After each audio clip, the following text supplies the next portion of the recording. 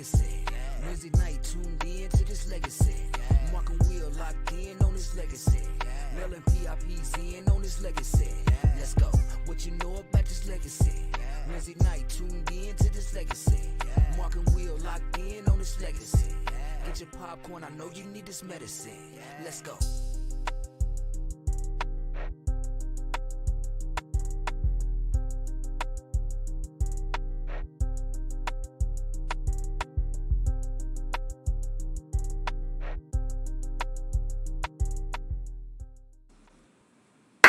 What's going on, people? Welcome back to another great episode of Legacy, where this show is strictly about male and PRP high school talk. See, I caught you with that one.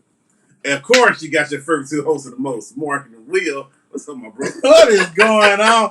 For the people who don't know what happened, if they watched the show last time, Mark's been sliding that PRP before male, and he know exactly what the true title is. But that's okay. That's why I had to give him an eye to see what he's gonna do. I think he's been messing with me. But anyway, man, hey, tonight we have another banger, a true banger.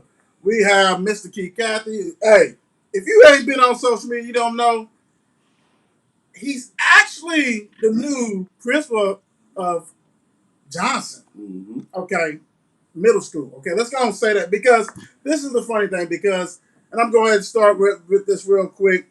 Let me go on. Former Male High assistant principal, assistant basketball coach, former basketball player, former PRP teacher, former PRP ladies coach. He's there. But I'm gonna tell you, man. Mark and I was given the privilege to,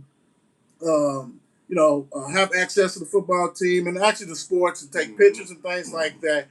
And Coach Cathey, that's what I call him, Coach, was always greeted us with a welcome conversation, a warm conversation, sincere conversation. Talked about the sports and everything, and this exuberated male high. Mm-hmm. You see what I'm saying? Yep. Like, yep. You know how they say, you know when you see a guy, you know a guy? You know a guy. Absolutely. This right here is all about male high brotherhood.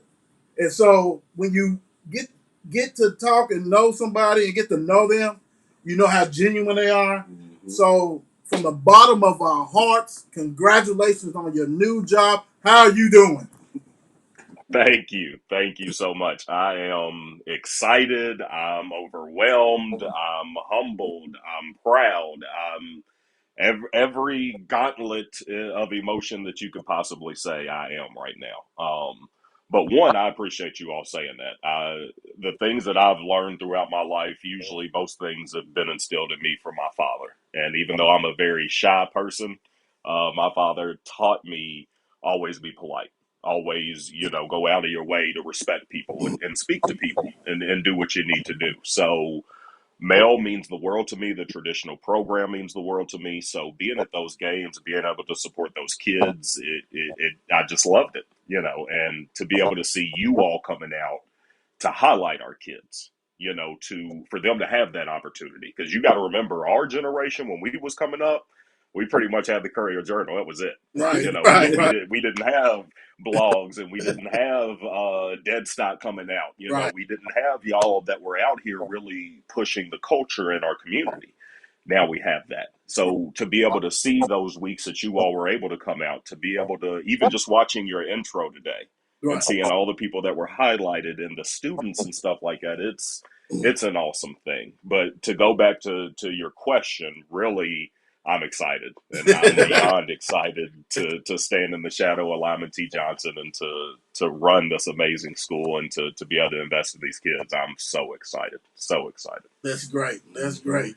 What we want to do, before we get into that, which is definitely we're going to get into that, how you made that journey towards that. But for people who fail to realize that their assistant principal, now principal, was a baller, play ball. So that's what we do on the show. We talk sports. So let's get into it, Coach. Basically, when did you start playing sports? How old were you, and what were the sports you played? So I used to do something a little bit, do something a little bit slight. I used to do it back in the day when I could move a little bit. But no, I come from a basketball family. So my father and my uncles, they all played basketball. My dad played at Shawnee back in the day. He went to the state tournament as a sophomore. He dressed varsity as a sophomore. It was back when, you didn't have freshmen. It was sophomore, junior, senior. So he played at Shawnee, and all I heard about all my life growing up was Daryl Griffith and Male High School. Because my dad loved Shawnee, and he loved being at Shawnee. But in his heart, he was a few years behind Griff, and Okay. so he wanted to, he wanted to be at Male because Yeah. I mean Griff's a superstar, Right. and so that's all I heard about growing up all my life. So I wanted to play ball. My older brother, he played JV at Ballard when he was at Ballard. Ballard was our home school. So that's where he played. My mom is from the hollers of Clay County, and even though she didn't play ball herself, I think you all know the tradition of Clay County and what it is up there. Oh, yeah. So again, when I'm growing up, and all I'm hearing about is Griff on my dad's side, and then hearing about Richie on my mom's side. Every time we go to Clay County, I mean, it's basketball. Everything's basketball. So that's pretty much all I did growing up. As I got a little bit older, I started to really get into it, and I started to kind of find an identity with it. As I got into middle school is when I really kind of realized, like, I can be pretty good at this. One of my claim to fames was being on that same AAU team with Larry O'Bannon and Adam Childs and Brandon Bender. We were on that first team Louisville group, back when that was first starting, and we had a lot of fun. We balled, So then from there we all went on to high school. So me and Larry went to Male. Right. Brandon, Adam, they went to Ballard. Again, as I said earlier, Ballard was my home school, even though I went to Male. Right. So that kind of started my own internal rivalry with Ballard that I've always kind of had, because that's where all my buddies were. That's where all my neighborhood people were. It's where they were, and that was our team rival. So anyways, I played at Male. We did our thing. We bought in. We had some amazing people come in after our class. So we had, I think you all know, we had Johnny Mathis, Right. Adam Birch, Greg Ballard, LeVar Carter in that class after us. Then we had the man child, the true unicorn of all unicorns, Bush come in. Bush. When Mike came in, that was it. It was, like I said, I came in pretty good. Mike was on a whole nother level. Like he was. Welcome to reality, So when he came in, it really boosted us. So my senior year, we were top 10 in the nation. Ballard was top 10 in the nation. You talk about just ready for a clash, and we had that battle out at the Louisville Gardens for any of you new generation folk. We need to do what we can to get the Louisville Gardens. I know they don't know about that. That was it, man. Because you talk about, like, you felt that energy when you walked into the Gardens and you saw that lobby and you saw the people that were all standing around and all the coaches and the former players as you would walk in and this and that. I mean, man. But anyways, you're talking about two teams that are top 10 in the nation. You're ready to play each other for the regional title. Like that, it was huge. It was big time. I mean, Louisville Garden was packed to the brim. Like, people were standing everywhere. You couldn't find a seat. And that was a great time. So we went on to state my junior year. We went my senior year. Really broke my heart. We lost the state championship my senior year. We were winning in the first quarter. We were up at halftime. 16, 17, 18-year-olds. I always say we didn't have an adult in that locker room when we went in at halftime. I think we were up 13 points at halftime, if I'm not mistaken. And when we went in at halftime, we were all, what's it's there. What's this? Yeah, we go it's get there. What size you get? I've always said we would have had somebody in there that would have kept our head right. If we'd have had some adult in there to smack us upside our head and say, what's wrong with y'all? This ain't over. Maybe some things go a little bit differently. But we come out in the second half. You know how it is in Rupp. We're a Louisville team.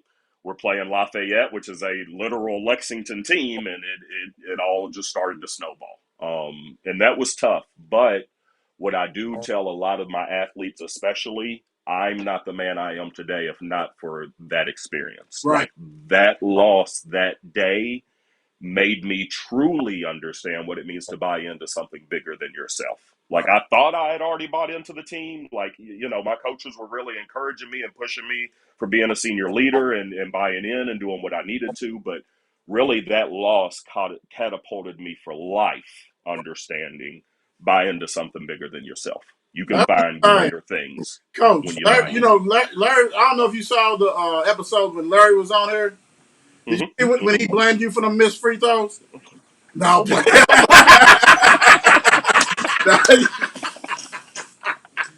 Oh Lord. Larry ain't gonna dog me like that, but Nah, nah. Larry do know I wasn't Larry gonna didn't have do no free that. throws. He do know that. He do know that. But I'll tell you right now, if we needed a stop, I was the guy that was gonna get you a stop. I Right, right. wasn't gonna score a bunch of points, but if we needed to get a stop, I could get a stop. That's what I'm talking about. Real quick though, Coach, what middle school did you go to?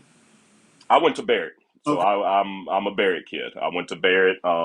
Enjoyed my years there. Loved it there. I had a lot of great friends, and it was a good time. And like I said, middle school was really when I started to understand. Okay, who and what can I be and what can I do with sports? Like I said, that really gave me an avenue to start doing the stuff that I wanted to do. So you walked us up great, right? So when you decided, did you play college ball or anything? Did you do any sport? No, no, no, no, no, no. So when I came into Male, as a freshman, you would say I was probably one of the better players in the city. By the time I graduated, I really wasn't even playing a whole lot as a senior. Right. I didn't grow a whole lot. I had other things that I was really into, to be honest with you. While a lot of my buddies, and we can use Larry as an example, and my buddy Leslie Powell, they were thick as thieves. Right. And so we would get done with ball games, like they would go work out more. They would go get up more shots. Well, I'm going with my buddies. We're going to the studio. I'm working on a song. Okay. I'm going over here Okay. trying to holler at these girls and trying to do, you know what I'm saying? Like I was just into so many more things Right. Right. that Right. I wasn't putting in that extra work that you really got to put in, Right. So, yeah, when it came for college, no, I knew right away I do want to coach. So as soon as I was done playing, that's when I started coaching. Like the day I was done You playing, I know, started helping at Barrett with the sixth grade basketball team. we ain't gonna let you get away with that. What was your R&B singer? Was your rapper? What was you doing? What was the name of uh, the song that I, you was working I on? started a little bit more of a singer, but then got more into rap and stuff like that. We were pretty decent. Our band name at the time was Jamili Brown. Okay. My buddy still does his thing. He goes by Jenna Dean now, so you can still find some of his stuff. I think we've still got one of our tracks called "Prayer." I think that's still on YouTube, if I'm not mistaken. It was a few years ago. They gonna We find were it. on the news and all. It was pretty good. We got to actually perform, which really was a dream come true for me. Right. We got to perform for the Ali family and for Malcolm X's family at the Unity rally Okay. several years ago. So again, when you talk for me, when you talk about Ali and Malcolm X, Right. those are two of my pillars, two of my heroes. So to be Right. able to perform for them, like that was huge. We were one of the first hip hop groups to perform at the Forecastle Festival. If you've all ever been to the Forecastle Yeah. Festival downtown, so like I said, we did something slight with it, Okay. but it just wasn't my life, but it Yeah. was part of my life like anything else. What years was you at Barrett coaching? Ooh, so that was as soon as I graduated high school, so that would have been 2002. Mm. So I coached the sixth grade team and the seventh, eighth grade team. So on the seventh, eighth grade team was Doug Beaumont. He was a seventh grader. Chris Caree was a seventh grader. Okay. Now Doug was kind of like family to me growing up. I grew up next to Coach Beaumont, the Yeah. track coach. Yeah. Yeah. She and my mom are best friends. They're Oh, next door okay. neighbors. Okay. So they grew. So she was my babysitter from 5 years old growing up. So Right. she brought me up. So Doug was kind of like a little brother to me. So his older sister Tiffany, we were in the same grade from kindergarten all the way up through U of L. So yeah, I coached at Barrett 2002. Yep. Wow. Okay. After Barry, where did you go?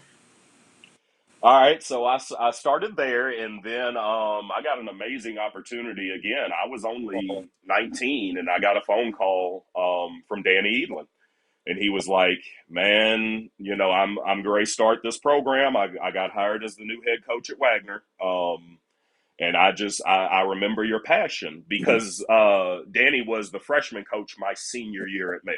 Yeah, I So saw he my came on as a picture. freshman coach and an assistant then, yeah. So we knew each other and we were, but we weren't really close, but we knew Right. each other pretty well. And he was just like, I love your energy. He was like, I feel like you've got something special that you can kind of bring. I'd love for you to come join the staff. And so I did. I had no idea what I was doing. Again, a 19-year-old thinking I know everything about basketball, but I really had no clue. So I came on there as the quote unquote statistician. I helped with the freshman team and I helped with the JV team. And that's the year that I met my mentor, the one and only Mr. AD, John Kelsey. So he coached the JV team and I was his assistant. Okay. And we were able to bond and click and just kind of grow from I there. was So I wondering. coached at Wagner for a couple of years. I Yeah. was wondering two things. I was wondering because I always go back to Wagner. All the coaches, Hmm. pretty much. Mhm. I always go back to Wagner. And Danny, actually, Danny, that's my boy. He graduated a year underneath me. Okay. Great basketball player, hard nose, playing football, Hmm. all this kind of stuff. Actually, I think we was doing the playoffs football this year. I was actually got the chance to talk to him first time in a long time. Game was going on. We was talking about 20, 30 minutes. Like, man, I got to take some pictures, bro. Get away from me. You know what I'm saying? But no, he's tight. But Kelsey, that's another man. Hey, the conversations with him has been nothing but great. Yeah. I mean, he has put together, and Mel Period has put together some wonderful coaches and staff and everything else. So you was at Wagner, and you was helping him coach. Yeah, so he was the JV coach and I helped him with JV. And that's really where it all started. He loves telling that story. We were playing, I think it was DeSales, and somebody turned the ball over and I'm on the bench and I'm just like, oh, I mean, we got to get him out. And because again, I'm young, I'm all fiery and he's in his second career. He had been a lawyer already, Yeah. he's transitioning into doing something new. So he's got that wisdom and he just kind of walks over and he looks at me and he's like, yeah, you're right. Who you want to put in? And so I just kind of look down the bench and I'm like, all right, I guess you're right. It ain't like I know everything, So but again, that's just you learn people. Right, And right. what he showed me then, and what I've learned in these 20 years from him is there is no substitute for serving people. There is no substitute for just being polite and just being there and just being serviceable and just be willing to help. Like that's the greatest example that he set. And a lot of times it's easy to say, but it's not necessarily easy to do. To humble yourself to actually do that. And he does it every day. I don't ever argue with anyone about it. I believe that this is the greatest window in male athletics history in these last few years. I do. And I think the biggest difference has been his service. I really do. Because we've always had amazing athletes. Right, Always. right. We've always had amazing coaches. Mm-hmm. Always. But to have a unit, I think it was Vinny's dad tweeted it out the other day talking about Coach Wolf and Coach Hayworth. Oh yeah, Like you yeah. don't see that at other Right, schools. right, Like right. this is an organic loyalty and an organic trust and all that you don't find at other places. And again, it starts with John Kelsey Right. because he's willing to be so humble and just be there and sacrifice and be there for everybody else. Everybody else kind of buys in. And so it's just created a really, really amazing golden era that I'm really proud of my boss, my mentor, Mr. Right. AD, Pop. I'm proud of everything that he's put together for our kids. I really am. So let me ask you this: so you was at, of course, Wagner and everything. When did you trickle on to PRP?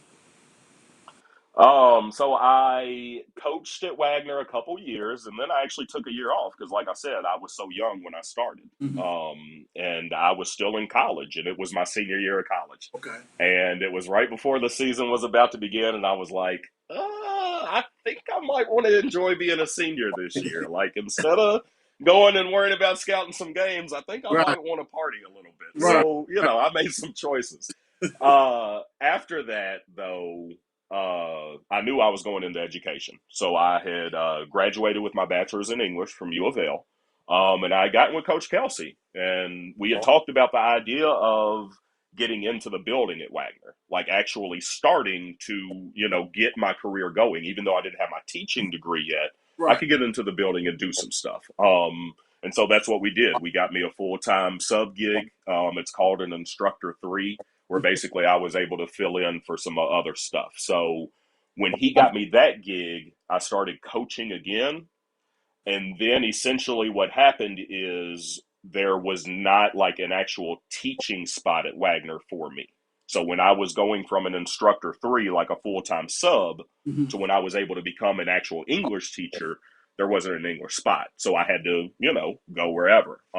Luck of the draw, I got an amazing call from David Johnson at PRP. And he said that they had a spot and they were going to interview. Went in there, interviewed, and it was an amazing opportunity. So, like I said, I would have loved to have stayed at Wagner. I would Right. have loved to have stayed with Mr. AD and kept doing, but they didn't have that teaching spot. Let me ask you So this, Coach. that's really what I was following. Let me ask you this, Coach. So, and that's what makes it beauty, because we're not just talking about, I'm just assistant coach or coach, whatever, like academics, you rocking the roll with that English, which, sometimes it's people's second language when it shouldn't be.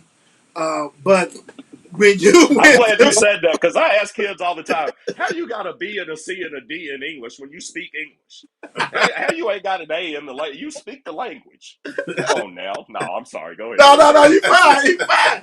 But look, so when you interviewed for the job for PRP, like, what was the next step as far as like for assistant coach? Did you know the coach? Like, how did you get into that? Well, at that point, I actually took a break from coaching again, Okay. because that's when. So my wife and I had met. So my wife and I met when I was at Wagner at the end of my time there. Okay. She was an English teacher there, and she blew me away. I'm not gonna lie to you. I know it's gonna sound kind of weird, but I would sit outside of her room and listen to her read to the kids. Wow. Like I'm telling you, like I was standing out in the hallway one day, and it was like time stopped. And here she just comes walking down the hallway. I still remember blue shirt, had the blue hairband in to match it, and all. I mean, I was done. I was done. But anyway, so I had met her, and when I was going to PRP, Okay. we knew we were ready for a family. She already had a daughter. Okay. I knew I was ready to get married. I wanted to have a family and all that. So we figured, being at PRP, I'm going to coach. I mean, I'm going to teach. I'm going to focus on teaching, and that's it. So I did that for a few years. Okay. And then after we had Malia, which is my youngest daughter, Okay. after a few years, I started to get that itch again. It was like, okay, I do kind of want to coach. I've got 2 daughters myself. And so girls basketball has an opening. So let's see what's what. I enjoy working with my girls, and let's see how it goes. And it was an amazing experience. I learned so much in those couple of seasons. Coach Meadows was amazing. The girls were amazing. The families, the way basketball was, like, it What year made me was that, fall in love with the game of Coach? basketball again. Coach, what year was that? If I had to say off the top of my head, I would think it was probably 13 and 14, is somewhere around there. Okay. Somewhere, around the 2013, 2014 season. Um, Perry Mitchell played for me, Naisha. We had Leslie Freeze, who went on to Georgetown and was Okay. an amazing player. We Yeah. had Nene. Nene was a dog. She could play. Let me tell you. So we had some players. It was a great time, and like I said, more than anything, they made me fall in love with the game of basketball again.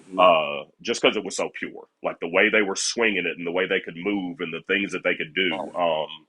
Also, Coach Meadows was great. Like he had knee replacement surgery for a while, and he actually trusted me, and he was like, "Go run the team. Go. You be the head coach for these 10 or so games.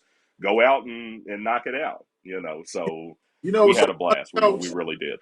What's so funny is that, like, on our show, we always brag and talk about the women basketball and how people really need to, if they get a chance, get out there Yep. and watch Kentucky, Louisville. I mean, Bellman, whoever. This the women, the high school level, because it is so pure. You ain't got to worry Yes. about nobody trying to shoot 30,000 3-pointers unless you carry. You can do sometimes, that if you carry. It's different. But you do get 3,000 last night. That's you. But Yeah. they ain't trying to tear down the rim, and it's so pure. It's movement and everything, man. I mean, that right there is so. Yeah. It's If you fun. have an I experience, love you it. need to experience it. Yes, and you need to watch it. I say that all the time. If you haven't seen high level girls basketball, then you really don't know what you're missing. It really is fun to get out there and watch. And we used to, and I know a lot of programs do that, but we would have our girls actually scrimmage against the boys freshman team and boys JV team. And that would really help them out, getting up Right. and down and and also it would help me. Sometimes in the hallways being able to call some of them boys out, like, yeah, I saw her cross you over. Yeah, I saw her put the brakes on you. Yeah, you know what it is. Coach ain't right. Oh, no. So after your time at PRP, I mean, I know it had to be difficult. I mean, you know what I'm saying? Your wife was still teaching there, right? And you was like, how Yeah, was the next move? so what it is so my wife and I were both at PRP together, and we were loving it there. I had an opportunity. Coach Kelsey, pretty much let me know, like, we've got an English spot and a spot for you to come over and be my assistant AD. Do you think you're ready? And so we had that talk, and I thought I was. So I made the move. It was a hard move because I'd been at PRP, I think 9 or going on 10 years at that point. Ooh, So again, as I said no wonder earlier, they claim you, yeah. coach. No wonder they claim you. Like again, I started there when I think I was 23 years old. I was in my early 30s when I left. So that when I say they made me a man, they made me a man. Right. And anybody who knows the PRP community, Oh, you ain't just walking in there. Like, you ain't just becoming a part of their family. Like, right. you know what I'm saying? Like, you got to really put in your time. And I really felt like they had brought me in as one of theirs. So to leave like that was very tough. But I did, because again, male alum, Mr. AD's there. Dr. Jury was there at the time, who was somebody who I'd originally worked for as a coach when I was at Wagner. Gary Stewart, who teaches English at Male now, he was my mentor teacher when I started at Wagner, and he was at Male. So again, there were just all these connections Right. to kind of bring me back. So I did that. After a year, I talked my wife into following me again. So she did, and she came to Male with me. So we Yeah. actually were able to teach English there for a little bit. Wow. Now, where it got a little bit kind of hairy and fishy after a year or two, where it got tough, was my oldest daughter never got into the traditional program. Um, and that's where sometimes, I'm just going to be honest with you, some people get under my skin a little bit when they talk about Male and recruiting and kids and all, because again, I couldn't get my own daughter into Male high school. Right. And nothing against anybody. If I couldn't get my daughter into Male high school, Right. Right. I don't think you all understand what's really important anymore. Like, yeah, that's reality. Because again, it's a 100% lottery based system. Right. It's all on the lottery. So if your name doesn't come up, it doesn't come up. If we don't have the spots in the building, we don't have the spots in the building. Right. Now some years you get the luck of the draw. We might need to take 30 something kids. We might need to take 80 something. We might need to take 10, but most years it's none. And she was in that window where it was none. Now it became a blessing in disguise because my wife and my daughter both went to Central. So they're both at Central now. So my wife is teaching English at Central. My daughter's a junior there, and they love it. Amazing school. I love it. I think it's Right. an awesome atmosphere. So it's actually been a good opportunity for them. And it's So, been great for me because then I was able to become AP and to get into stuff. Mr. Green's there. Mr. Green's gone now. Is he gone? Oh, okay. Okay. No. I'm sorry. I thought you were talking about Raymond. I thought you were Oh, talking about okay. Raymond. No. Okay. I thought you were talking. Yes, I do know. Yes, Ivan Yeah. was there. Yes. We actually were able to talk a few minutes when we were playing them in basketball a few weeks Okay. ago. We were able to talk for a little bit. Yeah, I know Ivan's over there, man, doing his thing, holding it down, man. Love it. Hey, Love it. real quick, we got a question. from the comment section. Says Lonnie G says, ask him about when he tried to coach our church team when we were the same age. So that sounds like it might be a good story, man. That's my guy, man. That's my guy, Lonnie, man. That's my brother, Lonnie and Anthony, Jamie. We all came up together, man. I was playing at Barrett, so I wasn't able to play. So they told me that I could be their unofficial coach, that I could come and I could actually help coach them, even though I'm their same age. Mm-hmm. So, here you got this 12, 13-year-old trying to tell these other 12, 13, 14-year-olds what to do and how to do it and all. Man, they was like, we ain't hearing none of your stuff. We just out here doing what we doing. We out here hooping. They wasn't hearing nothing I was trying to say. They still ain't trying to hear nothing I'm trying to say. They still making fun of me right now for my picture where I got my fist up like that. They making fun of me right now. They like, who you think you are? What do you think you doing? Yeah, you know how it is. That's how buddies are, though, Right. man. That's how they do. That's how it's supposed to be, Yeah, though. yeah. They said sarcasm is it's like the weapon of strong men or something like, I can't get the phrase right, but Right. basically like sarcasm for strong men. A lot of times it kind of pushes us, it motivates us, and a lot Right. of times when we're kind of weak, we hide behind it, instead of just doing what we need to do. So yeah, that's my guy though, man, Lonnie. I love that, man. That's my Cool. family. So when I met with Kelsey, Coach Kelsey, to talk about the football and taping and different sports and stuff like that. He told me a nice story about when y'all went down there to get Mr. Tim, Coach Tim, the basketball. Do you recall that day when basically I was down there, basically seeing if he's the guy? How did that go to you? Coach Kelsey, Coach Kelsey had to do what he had to do to get the guy. I'll tell you that right now. Uh-huh. He drove down there to get the guy that we needed. What I will tell you is this. On a serious note, I did not know who Tim Hayworth was from anybody. Mm-hmm. And we were in Rupp Arena. It was me and Coach Kelsey, and we're sitting in Rupp Arena.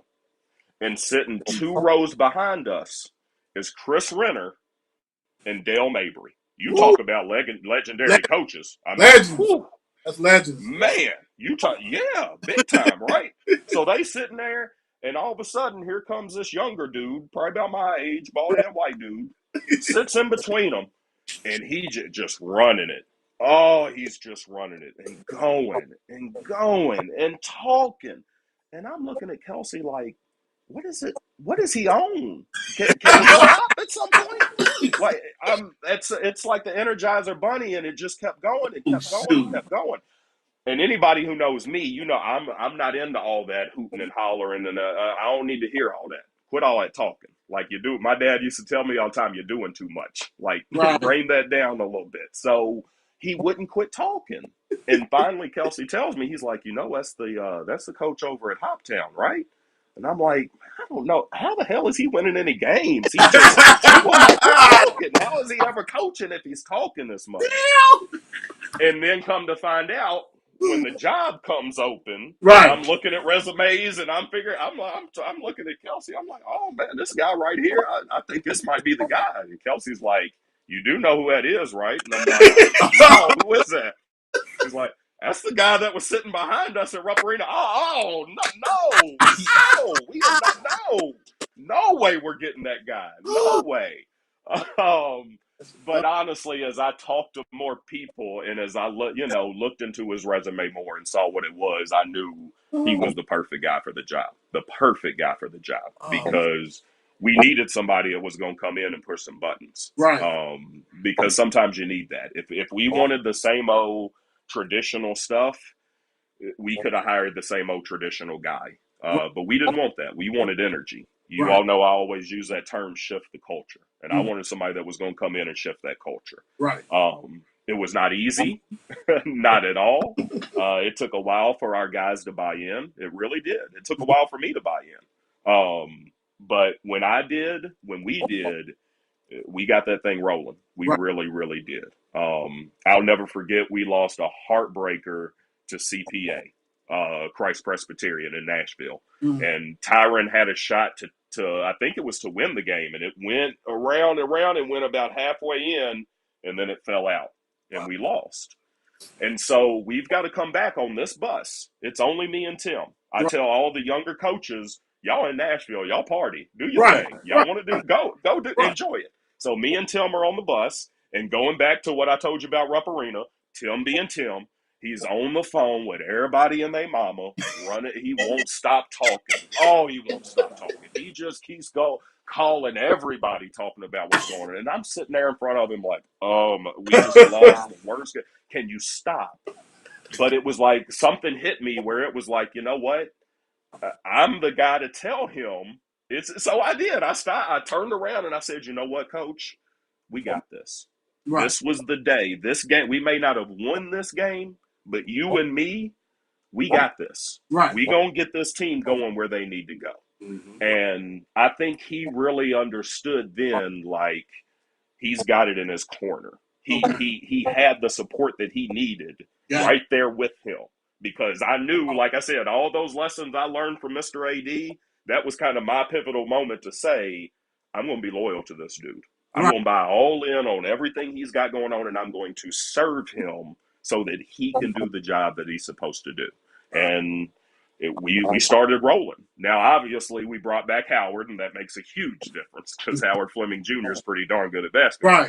Right. But, being able to buy in like that, it made a huge difference. And Hayworth has been a heaven sent. He's been amazing. He really has. That's good, man. I mean, I just wanted the people to hear Right. that story, which is legendary, big time. Right. You know, Man, I'm telling you. And again, like I said, I just don't, it ain't nothing against him personally, but I can't stand all that hooting and hollering. So, yeah. And I tell him all the time, like, I did not like anything about you. Right. I didn't want to see you. But that just shows how great you were. That still, I still wanted you to come, and let's come lead our program. Let's get the program back where it's supposed to be. So, Coach, how did you, we coaching, we teaching, we assistant AD. How did you get to, let's go to assistant principal? What led up to that? John Kelsey. He told me straight up, there's something bigger for me. The original plan, as I told you all earlier, when I first went to Male, I went as an English teacher. Right. I knew that I wanted to bring African American literature to Male like I had done PRP, and I did that. Okay. But I wanted to eventually kind of take over for Coach Kelsey as athletic director. Like, that was my dream. That was my end all be all. And he sat me down and he told me, like, look, if that's what you want to do, go. I got your back all day long. Mm-hmm. But there's something bigger for you out there. He's like, I don't know exactly what it is, but I'm telling you, there's something out there bigger. And that's always stuck with me. From there, really, it was just an opportunity. Bellarmine, they had classes. I went to a meeting one night just to kind of see what it was about. It intrigued me, and so I was like, okay, I'll start the class. The very next week, our principal, Jim Jury, called me into his office. And he was like, well, I know we got stuff going on, but I think we might have an opportunity here.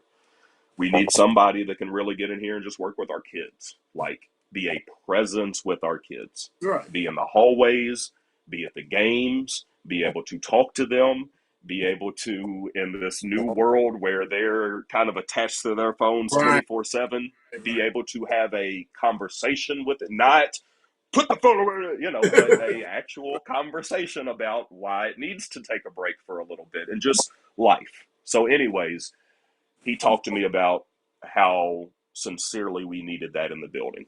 Well, push comes to shove, Dr. Jury, I'm taking classes to become an assistant principal, and so it kind of worked out. He gave me a position called the Dean of Students, and essentially it was an intern position just to kind of get my feet wet. So I was able to do that and then take classes at Bellarmine at night and then just kind of go from there. I finished my classes. who, God willing, somehow, God, the universe, goddess, whatever you want to call it, somehow blessed me enough to be able to finish during the quarantine. Wow. Because it was during COVID. Like, Yeah. that was my last semester, was when school shut down. Wow. So you talk about, I've got this entire project that is based solely on me impacting our kids at school, Right. and then all of a sudden school is shut down. Like, what am I supposed to do here? How am I supposed to even, you know what I'm saying? So luckily, Bellarmine really worked with us and really helped me and the people in my cohort. They helped us finish and really still be able to finish the job, even though we weren't in the building. And from there, I interviewed to become assistant principal, and I felt like I gave a great interview. And since then, there you go. I've been doing what I do. And really, seriously, all it's been is taking all the lessons that my father and the lessons at John Kelsey, what they've shown me all these years. Right. Just invest in people, pour into people, be polite, serve people. Top dog, Dr. Willie Foster. Yes. Yes. He Yes. says we are in the customer service industry, and I think more people in education need to kind of take that approach and understand that. Doesn't mean everything's always going to be perfect. Plenty of people can tell you there have been some conversations and some times that Mr. Cathey's been kind of frustrated and ain't had the most patience in the world, but still you work to do what you need to be able to work with families, to be able to work with kids. Imagine you're a mother and you get a phone call that this kid has been acting up and this and that and this and that, and you've been asked to come in, and when you come in, your energy might be a certain way. Oh yeah. Or if you're a kid and you woke up late and you're already tired and you got to sit out in all this traffic, and then you get to school late, and then you got this person asking you why, and then, hey, get this lanyard on and get in here, and then Right. yeah, these things are important, but how are we talking to somebody? Of course, this young man or this young lady is probably a little bit stressed right now. It's on us as the adult. We are in the customer service industry to be the ones to kind of be the polite one, to open the door for them to be polite back with us, and for that energy to be reciprocated. So, and you hit a point, because you never know what people's going through. I mean, maybe somebody, maybe somebody's family don't have food. Mm-hmm. Maybe they starve, whatever. There's all kinds of different things. That goes in my background with social work and things like that. Mm-hmm. Let me Mm-hmm. ask you this, because, like I said, like we said at the beginning of the show, the new lead principal. What do you say to your students, your 2,000 plus students at Mail? What message do you have for them? The message that I have for them is, one, it starts with what it always has been. We are the culture. Like, you are the one who is making Male High School what it is. Always, first and foremost. That's always where it starts. Next, what I would say is continue that. Like, Male's been around since 1856. In that time, Male has lost teachers, they've lost principals, they've lost thousands upon thousands of students. But the building keeps standing. Like, it's still there. And when it goes from this building, it'll go to the next building. Male High School keeps going because of the things that we do at Male High School. And what I mean by that is, I may be moving on, but Male High School is still going. And you still need to go in there every single day and be great. If nothing else, I hope that I've set the example of always, always do everything that you can to excel and to continue to evolve. This is an opportunity for me that's going to be huge. If people don't know about Lyman T. Johnson, please learn about Lyman T. Johnson. Lyman T. Johnson, you're talking about social rights and social justice and all that stuff before people were even talking about social justice. You're talking about somebody who was, the first black man to go into, grad school at UK to break that glass ceiling, Right. to stand in the shadow of that. For me, for a young black man who just a few generations before me, my great grandfather was a sharecropper, Right. which means what his father was. Right. So for me to be the principal in that school, that's huge for our district. That's huge for our city. That's the example that I was always trying to set at Male. That's what I'm trying to set at Lyman T. Johnson. The next level that I have to reach, the next level that always black excellence. Coach. Always. Coach. And that's what I want our kids to do. Coach. Go Now ahead. I'm flipping it this way. Mhm. For the parents, for the students for Johnson Middle, what kind of principal are they going to get? What kind of principal are they getting? Someone that's going to do the three things of serve, support, and celebrate every day. Every day. That's what I'm trying to do. I'm trying to get in here and be a presence. The way I look at it is I look to be the mayor of Johnson. No different than I kind of, even though I was the assistant principal, I looked at myself as trying to be the mayor of Male High School. Everything that I'm doing, I'm representing Male High School. Same way here, but at even a larger scale, because really I am the principal. Like it falls on me as the example of that building, of everything that we're doing. Something as simple today as being able to go in. I was told that our boys basketball team was practicing and our cheerleading team was practicing. And so I took that time to go over there to just shake hands, to introduce myself, to I'm y'all's new principal. I can't wait to see you on the 4th. Let's roll. Right. We're going to celebrate. We're going to enjoy being at Johnson. What I will tell you is, and I mean this, you all know me well enough to know that, I'm not taking a backseat to anybody. Right. Our students will not take a backseat to anybody. Lyman T. Johnson is a special place, and it has special students, and we're going to do special things, and we're not going to take a backseat. So I don't care if you want to make the excuse of, different traditional schools. I don't care if you want to make the excuse of neighborhoods. I don't care if you want to make the excuse of whatever, we're coming back from a pandemic. I get it. I understand all that, Mm-hmm. but we're excellent. Plain and simple. We are black excellence. We're not going to be good. We're going to be great every single day. And I'm going to set that example. And again, I'm going to serve, support, and celebrate so that our families all understand that every single day. Hey, woo! I tell you what, my coworker, like I told you before, we was on the show. Got a daughter actually going to be in 8th grade, but so you got to go get her for like half the season. And I was telling my interactions with you and things like that. And I told her, I said, you got a great one. You got a great one. And for any of these parents who listen to this show, and I hope you guys are, I hope you guys will, you got a great one. Big time. Just listen to them. Listen to the passion. That is what's needed in the schools. Every school. I mean, I'm sorry that you can't be principal at every school, but still, every school needs that passion. Passion for that. And I mean, Thank you. And I agree, but love I think a big part of it is personality it. Mm-hmm. and fitting the right kind of personality at the right kind of school. Um, for example, I would not necessarily have the same type of passion that I had for Male at some other high schools. Right. There are some other principals at other high schools that have their passion and that wouldn't have had the same way for Male. Right. Like, same way for John. That's why I applied for Johnson, because I know that's a legacy school with a legacy and a passion that I can match and that I can work with. While there are a few other schools that may not necessarily be my niche, regardless of how people look at it. So a lot of it is just figuring out, where's the right place for you? Like, where's the right place that you can truly jump into and truly, truly serve? Right. Woo! Hey, I tell you, whew, that's what I'm talking about. Crazy. I love it. But I tell you what, and I know you done seen the show. So before we get you off here, we got some little things we want to do with you. So we're gonna go to these scenes and bring you on. So we're not getting rid of you, but we're just gonna go to these different scenes and have some fun. All good. Let's do it. We had fun in a while. It's been 2 weeks. It's been a while. Well, not this kind anyway. You know what I'm saying? So yeah. Yeah. Let's do it this way.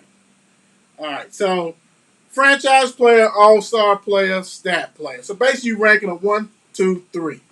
You got Booker, Mitchell, Murray. Who's your franchise player? Who's your all-star player? Who's your stat player? I would go Mitchell is my franchise, Book is my all-star, Murray is my stat.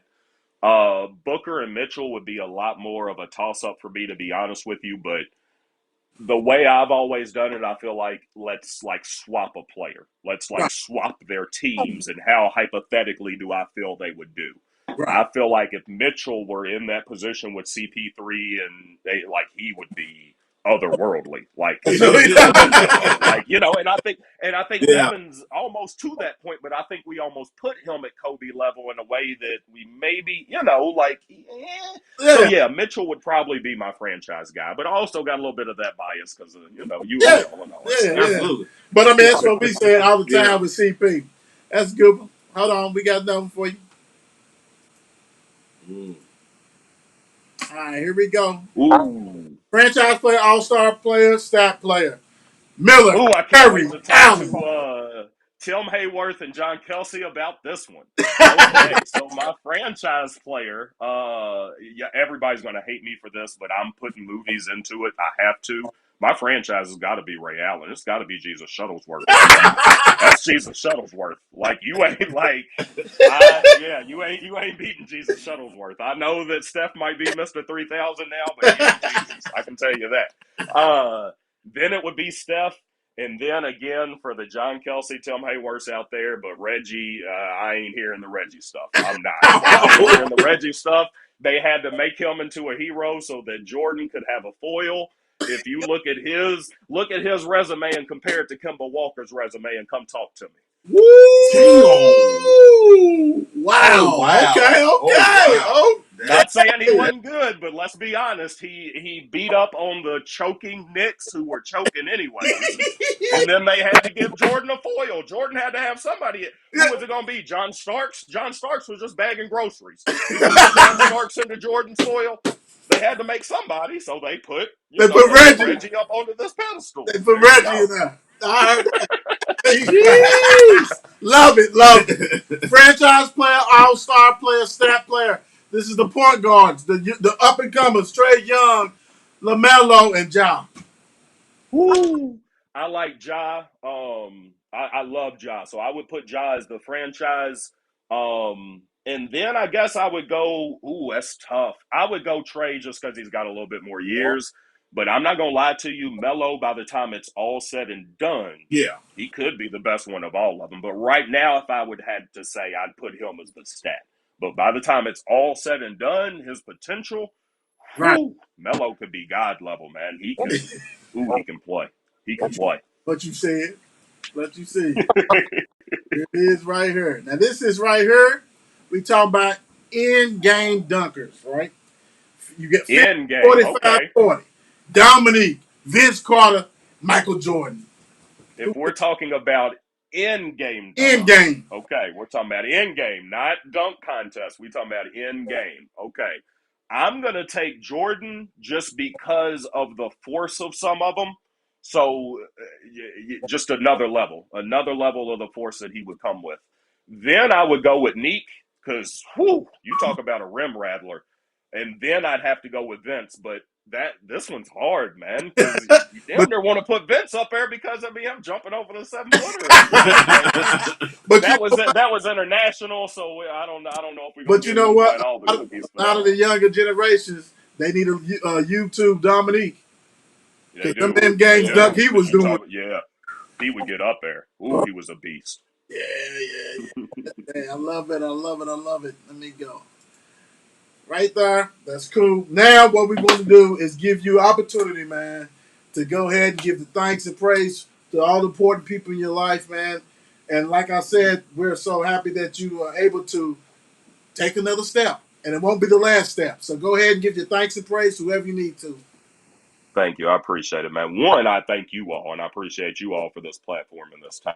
And like I told y'all at the beginning, I appreciate and thank y'all for everything you're doing to invest in our youth in this city. It's big time. From a personal standpoint, I want to thank my amazing wife and my amazing daughters. They make me better every single day.